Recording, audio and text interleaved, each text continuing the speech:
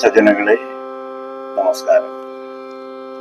ശ്രീമദ് ഭാഗവത ജ്ഞാനയജ്ഞം, ഭാഗവതം കിളിപ്പാട്ടും മൂലഗ്രന്ഥമായ വ്യാസവിരചിതമായ സംസ്കൃത ഗ്രന്ഥവും തമ്മിലുള്ള താരതമ്യ പഠനമാണ്. മൂലഗ്രന്ഥത്തിലെ ഓരോ ശ്ലോകങ്ങളെയും അർത്ഥമറിഞ്ഞ് മനസ്സിലാക്കി തത്തുല്യമായി കിളിപ്പാട്ടിൽ ആ ശ്ലോകങ്ങളെ ഭഗവാൻ ഭാഷ്യകാരൻ തുഞ്ചത്താചാര്യൻ എങ്ങനെ ആവിഷ്കരിച്ചിരിക്കുന്നു എന്നാണ് നാം നോക്കുന്നത്. ദശമസ്കന്ധത്തിലെ 1-ാമത്തെ അധ്യായത്തിലെ 16 ശ്ലോകങ്ങൾ നാം മനസ്സിലാക്കി കഴിഞ്ഞു. ഇനി 17ഉം 18ഉം ശ്ലോകങ്ങള് മനസ്സിലാക്കുകയാണ് ചെയ്യുന്നത്. ഭഗവാൻ ശ്രീകൃഷ്ണൻ അവതരിക്കുവാനുണ്ടായ കാരണം ആണ് 69 ശ്ലോകങ്ങൾ അടങ്ങുന്ന ഈ അധ്യായത്തിൽ പ്രതിപാദിക്കുന്നത്. അപ്പോൾ ഇനി 17ാമത് ശ്ലോകം നോക്കിയാൽ തൃപ്ത നൃപവ്യാജദൈത്യാനീകശതായുധൈഃ ആക്രാന്ത ഭൂരിഭാരേണ ബ്രഹ്മാണം ശരണം യയോ. 17ാം ശ്ലോകമാണ്. ഭൂമിർ തൃപ്ത നൃപവ്യാജദൈത്യാനീകശതായുധൈഃ ആക്രാന്ത ഭൂരിഭാരേണ ബ്രഹ്മാണം ശരണം യയോ. ഭൂമിദേവി തൃപ്ത നൃപവ്യാജദൈത്യാനീകശതായുധൈഃ, തൃപ്ത നൃപന്മാർ, അഹങ്കാരം മുഴുത്ത രാജാക്കന്മാരുടെ രൂപത്തിൽ പ്രത്യക്ഷപ്പെട്ട അസംഖ്യം അസുരസേനകളാൽ ഉണ്ടായ തൃപ്ത നൃപവ്യാജദൈത്യാനീക ശതായുധൈഃ, അഹങ്കാരം മുഴുത്ത രാജാക്കന്മാരുടെ രൂപത്തിൽ പ്രത്യക്ഷപ്പെട്ട അസംഖ്യം അസുരസേനകളാൽ ഉണ്ടായ ഭൂരിഭാരേണ വർദ്ധിച്ച ഭാരത്താൽ ആക്രാന്ത ഭൂമി, പീഡിതയായ ഭൂമിദേവി ബ്രഹ്മാണം ശരണം യയൗ, ബ്രഹ്മാവിനെ ശരണം പ്രാപിച്ചു. ഭൂമിയിൽ അസന്മാർഗികളായ, അധർമ്മികളായ, സ്വാർത്ഥതൽപരന്മാരായ ഭരണകർത്താക്കൾ നിറഞ്ഞപ്പോൾ ഭൂമിദേവിക്ക് വ്യസനമുണ്ടായി, ഭാരം തോന്നി. അങ്ങനെ ഭൂമിദേവി ബ്രഹ്മദേവനെ സമീപിച്ചു. അതാണ് 17ാമത്തെ ശ്ലോകത്തിന്റെ അർത്ഥം. ഭൂമിർദൃപ്ത നൃപാഭ്യാജദൈത്യാനീക ശതായുധൈഃ ആക്രാന്ത ഭൂരിഭാരേണ ബ്രഹ്മാണം ശരണം യയോ. തൃപ്ത നൃപവ്യാജദൈത്യാനീക ശതായുധൈഃ, അഹങ്കാരം മുഴുത്ത രാജാക്കന്മാരുടെ രൂപത്തിൽ പ്രത്യക്ഷപ്പെട്ട അസംഖ്യം അസുരസേനകളാൽ ഉണ്ടായ ഭൂരിഭാരേണ വർദ്ധിച്ച ഭാരത്താൽ ആക്രാന്ത ഭൂമി, പീഡിതയായ ഭൂമിദേവി ബ്രഹ്മാണം ശരണം യയോ, ബ്രഹ്മാവിനെ ശരണം പ്രാപിച്ചു. 18ാമത് ശ്ലോകം. ദൗർഭൂത്വാ അശ്രുമുഖീ ഖിന്നാ ക്രന്ദന്തി കരുണം വിഭോ ഉപസ്ഥിത അന്തികേ തസ്മൈ വ്യസനം സുമവോചത. ദൗർഭൂത്വാ അശ്രുമുഖീ ഖിന്നാ ക്രന്ദന്തി കരുണം വിഭോ ഉപസ്ഥിതാന്തികേ തസ്മൈ വ്യസനം സുമവോചത. ഗൗർഭൂത്വ, ഭൂമിദേവി പശുവിന്റെ രൂപം ധരിച്ചു. ഖിന്ന, വ്യസനം പൂണ്ടവളായി. കരുണം ക്രന്ദന്തി, ദയനീയമാം വിധം കരയുന്നവളായി. അശ്രുമുഖി, കണ്ണീരൊലിക്കുന്ന മുഖത്തോടുകൂടിയവളായി. വിഭോ അന്തികേ ഉപസ്ഥിത, വിഭോ ബ്രഹ്മദേവന്റെ അന്തികേ, സമീപത്തിൽ ഉപസ്ഥിത, ചെന്നു നിന്നു. എന്നിട്ട് തസ്മൈ, അദ്ദേഹത്തോട് സ്വം വ്യസനം അവോചത, സ്വം തന്റെ വ്യസനം, കഷ്ടപ്പാടുകളെ അവോചത അറിയിച്ചു. ഗൗർഭൂത്വാ അശ്രുമുഖി ഖിന്നാ ക്രന്ദന്തി കരുണം വിഭോ ഉപസ്ഥിതാന്തികേ തസ്മൈ വ്യസനം സ്വപ്നവോചത. ഗൗർഭൂത്വാ ഖിന്നാ കരുണം ക്രന്ദന്തി അശ്രുമുഖി.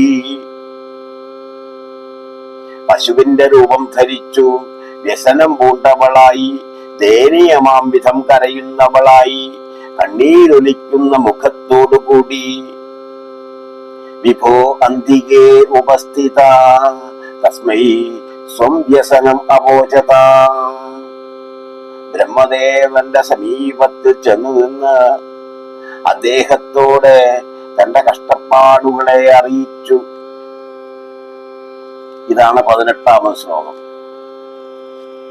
ഈ 17ഉം 18ഉം ശ്ലോകങ്ങളെ തുഞ്ചത്താചാര്യൻ എങ്ങനെ കിളിപ്പാട്ടിലേക്ക് ആവിഷ്കരിച്ചിരിക്കുന്നു എന്ന് നോക്കാം. ഇവിടെ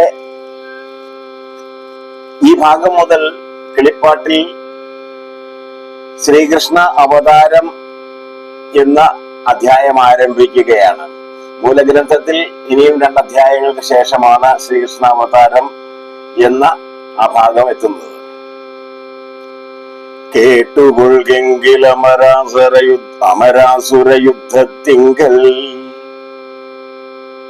പാട്ടമെന്നിയെ മരിച്ചിടിനോരസുരകൾ ധാത്രീന്ദ്രന്മാരായി വന്നു പിറന്നു മുഴുക്കയാൽ ധാത്രിയും ഭാരം കൊണ്ടു തളർന്നു ചമഞ്ഞപ്പോൾ ഗോരൂപം പരിഗ്രഹിച്ചാൽ അകമിടർകൊണ്ട് സാരസാസന ലോകം പ്രാപിച്ചു കരഞ്ഞേറ്റം വേദനയെല്ലാം വിധാതാവിനോടറിയിച്ചാൾ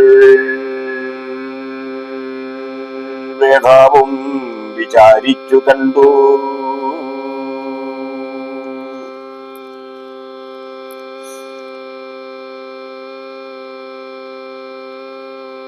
ഇങ്ങനെയാണ് 17ഉം 18ഉം ശ്ലോകങ്ങളെ ഭഗവാൻ ഭാഷ്യകാരൻ കിളിപ്പാട്ടിലേക്ക് ആവിഷ്കരിച്ചിരിക്കുന്നത്. തൃപ്ത നൃഭവ്യാജ ദൈത്യാനീക ശതായുധൈഹി. അഹങ്കാരം മുഴുത്ത രാജാക്കന്മാരുടെ രൂപത്തിൽ പ്രത്യക്ഷപ്പെട്ട അസംഖ്യം അസുരസേനകൾ, അവരാലുണ്ടായ ഭാരം ഭൂമിദേവിക്ക് സഹിക്കാൻ കഴിയാത്തതായി എന്ന് മൂലശ്ലോകത്തിൽ പറയുമ്പോൾ ഭാഷ്യകാരൻ പറയുന്നു, അമരാസുര യുദ്ധത്തിങ്കൽ വാട്ടമെന്നിയെ മരിച്ചിടിനോരസുരകൾ. അമരാസുര യുദ്ധം നടന്നു. അമൃതിനു വേണ്ടി ഉണ്ടായ ഘോരമായ ഒരു യുദ്ധമായിരുന്നു ദേവന്മാരും അസുരന്മാരും തമ്മിൽ. അങ്ങനെ അതിൽ മരിച്ചിടിനോരസുരകൾ ധാത്രീന്ദ്രന്മാരായി വന്നു പിറന്നു. ധാത്രീന്ദ്രന്മാർ, ധാത്രി ഭൂമിദേവി, അങ്ങനെ ഭൂമിദേവിയുടെ അധീപന്മാരായി വന്നു പിറന്നു മുഴുക്കയാൽ ധാത്രിയും ഭാരം കൊണ്ടു തളർന്നു.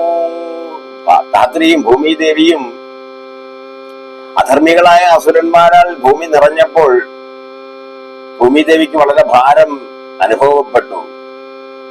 അപ്പോൾ ഗോരൂപം പരിഗ്രഹിച്ചാൾ. ഗോർഭൂത്വ എന്ന് മൂലഗ്രന്ഥത്തിൽ പറയുന്നു. ഗൗർഭൂത്വ അശ്രുമുഖി ഖിന്ന കരുണം ക്രന്ദന്തി അശ്രുമുഖി. പശുവിന്റെ രൂപം ധരിച്ചു വ്യസനം പൂണ്ടവളായി, കരുണം ദയനീയമാമിധം ക്രന്ദന്തി കരയുന്നവളായി, അശ്രുമുഖി കണ്ണീരൊലിക്കുന്ന മുഖത്തോടുകൂടി എന്ന് പറയുമ്പോൾ ഗോരൂപം പരിഗ്രഹിച്ചാൾ അകമിടർ കൊണ്ട്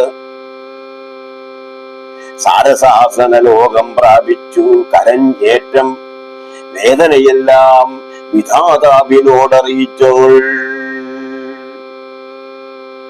വേദാവും വിചാരിച്ചു കണ്ടു. ഗോരൂപം പരിഗ്രഹിച്ചു. ഭൂമിദേവി പശുവിന്റെ രൂപത്തെ ധരിച്ചിട്ട് സാരസാസന ലോകം, സാരസം താമരപ്പൂവ്, സാരസം താമരപ്പൂവ്, ആ താമരപ്പൂവിനെ ആസനമാക്കിയവൻ ബ്രഹ്മദേവൻ. ആ അദ്ദേഹത്തിന്റെ ലോകം ബ്രഹ്മലോകം സാരസാസന ലോകം പ്രാപിച്ചു ഭൂമിദേവി. കരഞ്ഞ് ഏറ്റം വേദനയെല്ലാം വിധാതാവിനോടറിയിച്ചാൽ വിധാതാവ് ബ്രഹ്മദേവൻ വേധാവും വിചാരിച്ചു കണ്ടു. ഇങ്ങനെയാണ് 17-18 ശ്ലോകങ്ങളെ ഭാഷാഗാനമായ കിളിപ്പാട്ടിലേക്ക് തുഞ്ചത്താചാര്യൻ ആവിഷ്കരിച്ചിരിക്കുന്നത്. 17-18 ശ്ലോകങ്ങൾ നമുക്ക് മനസ്സിലാക്കാൻ കഴിഞ്ഞു. ഏറെക്കുറെ അതിന്റെ അർത്ഥവും മനസ്സിലാക്കി. ഓം സർവം ശ്രീകൃഷ്ണാർപ്പണമസ്തു. എല്ലാ സജ്ജനങ്ങൾക്കും ഒരിക്കൽ കൂടി നമസ്കാരം. ശേഷം ഭാഗം അടുത്തു.